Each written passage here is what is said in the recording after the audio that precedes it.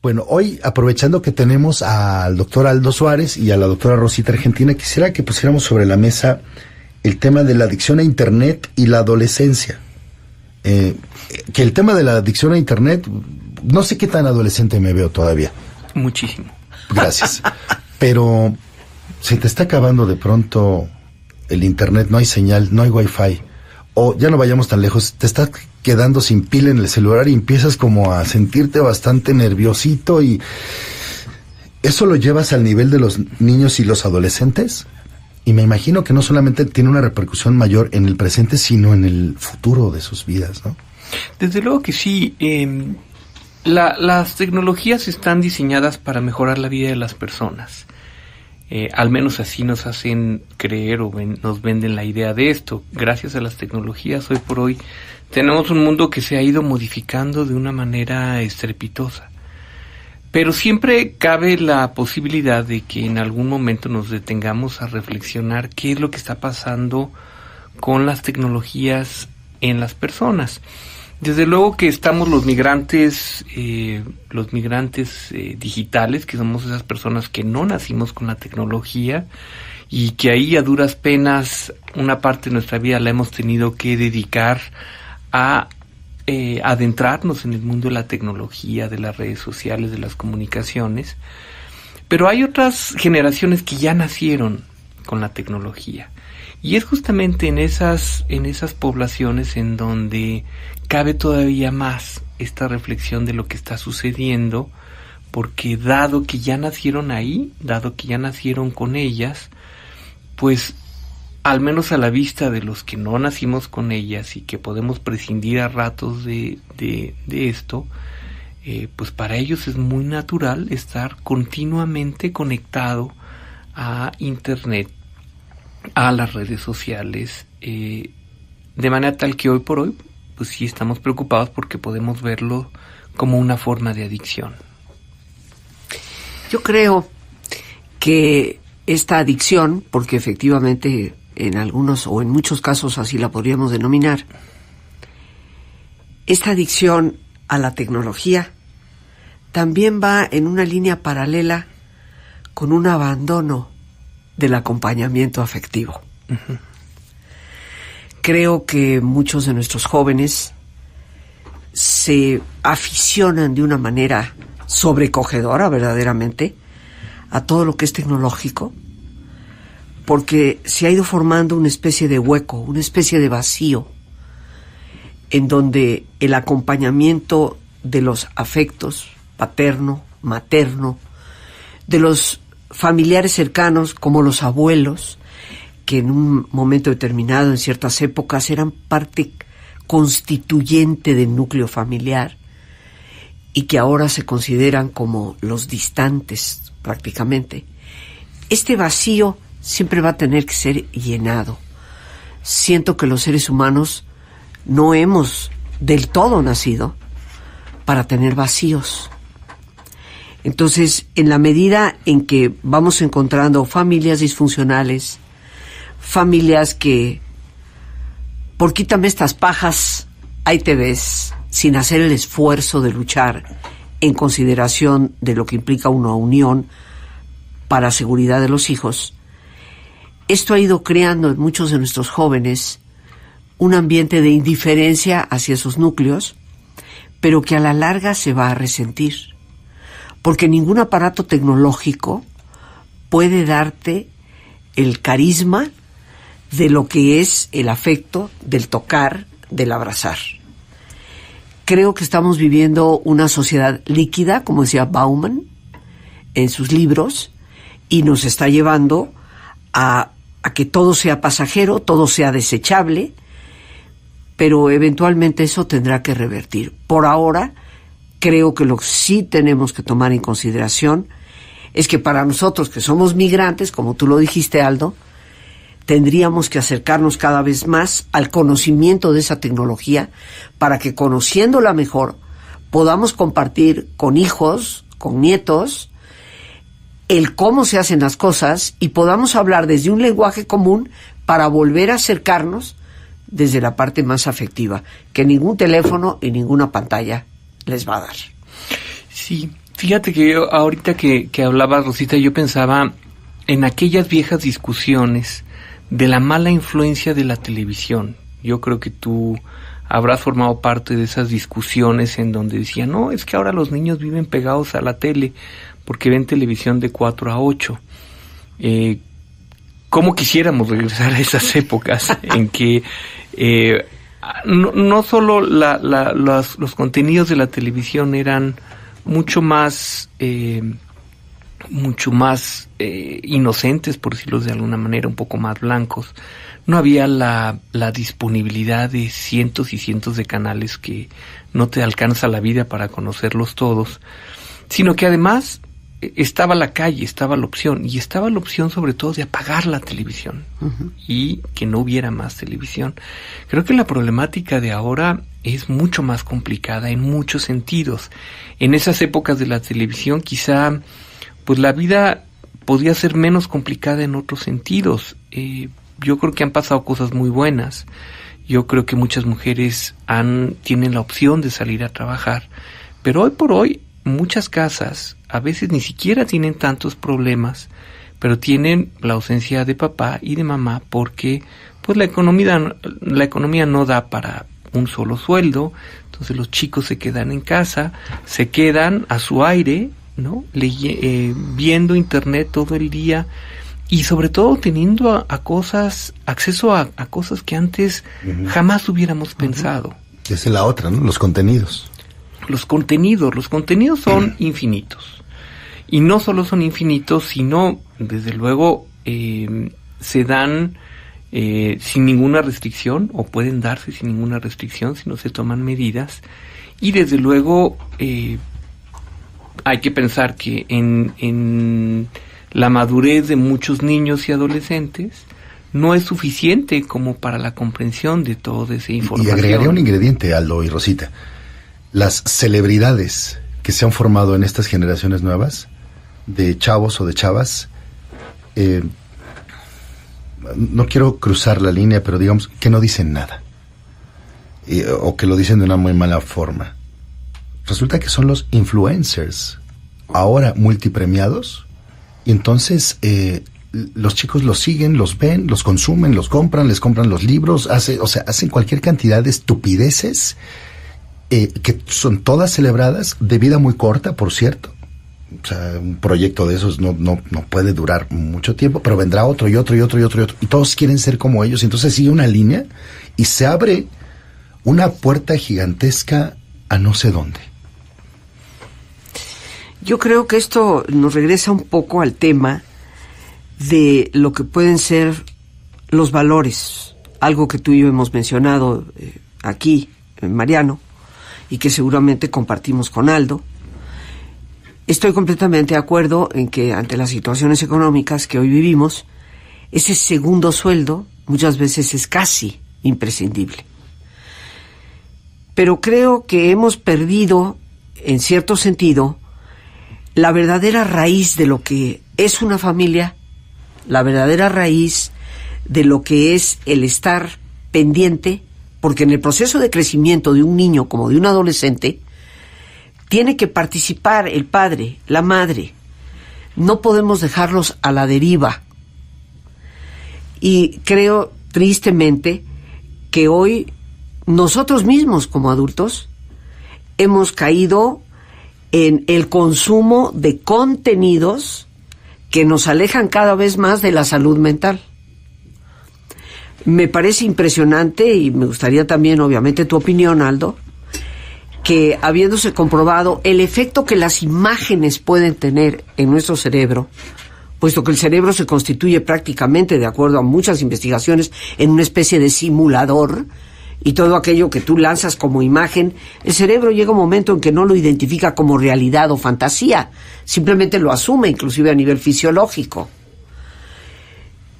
Este consumo de contenidos, de imágenes de violencia, este contenido de imágenes de monstruos, que apuntan cada vez más a un mundo mayormente en caos, de por sí ya es caótico. La vigilancia de los padres me parece que es imprescindible para que esa afición a la tecnología no se convierte en una verdadera adicción que está ya alterando el comportamiento de los jóvenes y los está induciendo a conductas que son autodestructivas y que eventualmente los llevan a conflictos que pueden ser sumamente severos? Sí, es tremendo. Esto que tú mencionas se conoce como la normalización de la violencia. Es decir, a fuerza de tanto estarte exponiendo a estas imágenes violentas, a estos videojuegos en donde hay que destruir, matar, y que es la única función que tienen. Y el tema de la sexualidad. También, ¿Sí? en donde se van normalizando muchas cosas que tú en otro momento no hubieras pensado que son normales. Y para ellos sí. Ese es el gran problema. Así es. Matar, ¿no? Violentamente, destruir, pareciera un juego. Pero y si nos regresamos un instante, yo recordaría, estamos hablando particularmente del segmento de adolescencia. Sí, desde luego. A nivel de psiquiatría, digamos. ¿Cuál es el impacto que tiene en un adolescente, bueno, un niño, contra un adulto? ¿Qué pasa ahí adentro? Bueno, desde el punto de vista psiquiátrico, de lo que estamos hablando es de que la mente de ese chico, que todavía está en proceso de desarrollo, se está moldeando de una forma diferente. Hoy por hoy, desde el punto de vista de las neurociencias, pensamos en términos de circuitos, un circuito de la ansiedad, un circuito de la depresión, un circuito de las obsesiones. Y a fuerza de estar pegados a este tipo de tecnologías, la conformación de estos circuitos, es decir, la manera en que funciona el cerebro, se va determinando a través de esto. Desde luego que es revertible a partir de métodos psicoterapéuticos, pero lo primero que tenemos que hacer es identificar cómo estamos moldeando el cerebro que todavía está en formación. La gran diferencia entre el cerebro de los adolescentes con el cerebro de los adultos es que siguen un proceso de formación. Sí, mi pregunta, digamos, iría orientada hacia ese escenario en donde tienes a dos niños que van creciendo en el contexto, digamos, de una familia. Uno vive en la ciudad, los dos papás trabajan, uno tiene acceso a un teléfono, por cierto, muy caro, pagados a 50,000 meses sin intereses, pero tiene ya su teléfono y tiene su tablet, y usa la computadora del papá, y está todo el tiempo conectado a internet, versus el otro chico que vive en provincia, digamos, que sale a jugar con sus amigos, que anda en bicicleta, que hace deporte, que ve o no la televisión por ratos, y que tiene un control más estricto de parte de su mamá para dormir a cierta hora, buenos hábitos de sueño, para comer cierto tipo de alimentación, y de pronto ves a estos dos mismos chicos a los 25 años de edad. Claramente nos vamos a encontrar con dos personas completamente diferentes, ¿no? Me imagino, sin ser psiquiatra y lo pregunto, que uno tendrá niveles de ansiedad mucho más altos que el otro y a lo mejor hasta rasgos de depresión, no lo sé. ¿Pero es descabellado lo que planteo? No, desde luego que no. Yo de esto le he hablado de muchas formas. Cuando hablamos, por ejemplo, de déficit de atención, yo le digo, es muy evidente en una escuela de alta exigencia ver que un niño tiene problemas de atención, y si este niño fuera un pastor que cuidara ovejas, pues no pasaría que de repente se le escapa una. Ni cuenta te darías. Pero desde luego todo lo que mencionas tú de estas dos diferencias van conformando el cerebro de una forma diferente. Jugar al aire libre, tener relaciones interpersonales reales, como decía Rosita, ¿no? Pelearte con un amigo, bronquearte a lo mejor. Creo que dormir bien hacen las cosas totalmente diferentes. ¿De qué estamos hablando? De la influencia de la tecnología, de un chico que a lo mejor no duerme bien, porque la luz de las pantallas, porque dormir con el teléfono junto, porque estar continuamente pendiente de qué pasa en ese mundo virtual, al que nosotros le decimos virtual, pero que para ellos es real, pues lo hace estar con niveles de ansiedad diferentes. Acabas de decir algo, Aldo, que me parece muy importante. Yo creo que debemos educar realmente a los jóvenes en la realidad de que es virtual, de que no es la realidad tal y como la está viendo en una pantalla. En la enseñanza de aprender a distinguir entre lo que es real, lo que no es real, lo que es correcto y lo que no es correcto. Pero Mariano puso aquí un ejemplo entre el chiquillo que está viviendo en la ciudad, sobre todo en una ciudad como es la de México, con tantos millones de habitantes, con tanto estrés en todos los niveles, y el que vive en una zona más rural, con otro tipo de cotidianidad, de hábitos. Pero resulta que hoy la tendencia a nivel pedagógico está promoviendo que se empiece a regular seriamente el uso de la tecnología. Y se está promoviendo que a los niños no se les entregue una tablet, no se les entregue un teléfono propio, sino a partir de ciertas edades, ¿ok? Que los niños no tengan el acceso las 24 horas al día. Y una de las recomendaciones que desde la psicología podemos afirmar es que ya tendríamos que tomar medidas para que dentro de la habitación de un joven, estoy hablando de un adolescente, ya no solo de un niño, no haya ni teléfono celular, ni tablet, ni computadora, ni televisión en las noches. Ni módem. Exactamente. O sea, que no haya ningún medio a través del cual él pueda dejar de conectarse con la necesidad del dormir, del descanso, que como bien sabemos, Aldo, es indispensable para el descanso fisiológico del cuerpo, para la regeneración celular, para el asentamiento de la memoria, porque sin el dormir vamos causando una fatiga corporal y mental que puede ser a veces sumamente trágica. Ahora, ¿hasta dónde estaremos los adultos dispuestos a poner esos límites? Porque hoy en día muchos padres no actúan por miedo, le tienen miedo a sus propios hijos. Este es un tema tan amplio que nos obligaría a revisar el concepto de lo que es la autoridad paterna, materna, que no es la autoridad dictatorial, es la autoridad amorosa que guía, que canaliza, pero que obviamente tiene que ejercer influencia. Si queremos evitar esta terrible visión futurista, que ya la apuntaba Alberto Einstein, que ponderaba la tecnología, pero también dijo, el día que la tecnología se apodere de nuestros jóvenes, tristemente lo único que nos espera es una generación de idiotas. Porque el día que no sepamos pensar por cuenta propia y hayamos asumido que lo virtual es lo real, yo creo que estaremos perdidos. Sí, fíjate que yo pensaba ahorita que hablabas de la educación de los padres y me llegan a la mente estos recuerdos que vemos a cada rato, por ejemplo en un restaurante en donde los propios padres están conectados al celular, traen a la niñera electrónica que es el iPad, y en donde ves a una familia en donde puede estar mamá, papá y 2 o 3 hijos conectados a un adminículo electrónico, ¿no? Y cómo están... No se voltean a ver, no conviven, no platican. A lo mejor están chateando entre ellos, no quisiera pensar.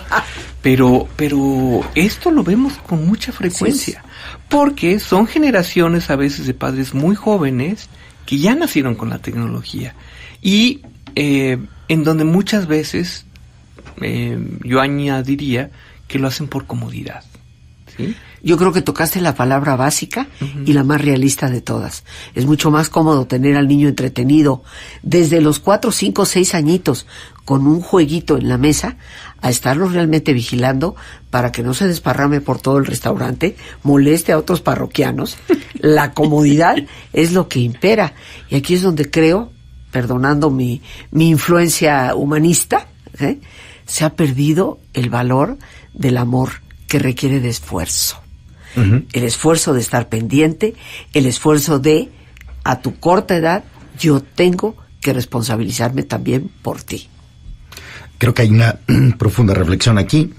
quizás alguno de nosotros nos podamos ver retratados en esta gran radiografía que acaban de hacer tanto la doctora Rosita Argentina Rivas Lacayo como el doctor Aldo Suárez, psiquiatra. ¿Psiquiatra es su segundo apellido o por qué siempre digo doctor Aldo Suárez psiquiatra? Es parte de mi vida. Su apellido materno es psiquiatra. ¿Cuál es su apellido materno? Sí, Mendoza. Mendoza, doctor Aldo Suárez Mendoza. Ahí tenemos que vernos a nosotros mismos. Esa es la intención. Y de lo que hablamos no fue de iPads, ni de tablets o celulares. Hablamos de la salud mental y de la formación de la mente de nuestros hijos que están creciendo a una velocidad vertiginosa y que van a formar parte de una sociedad que vamos a desconocer, si es que ella no nos termina desconociendo a nosotros. Muchísimas gracias por haber venido, doctor Suárez, doctora Rosita Argentina, muchas gracias. Muchas gracias a ti, Mariano, y felicidades una vez más. Muchas gracias a todos ustedes. Que le vaya muy bien. Mariano. Saludos al peluquero, gracias.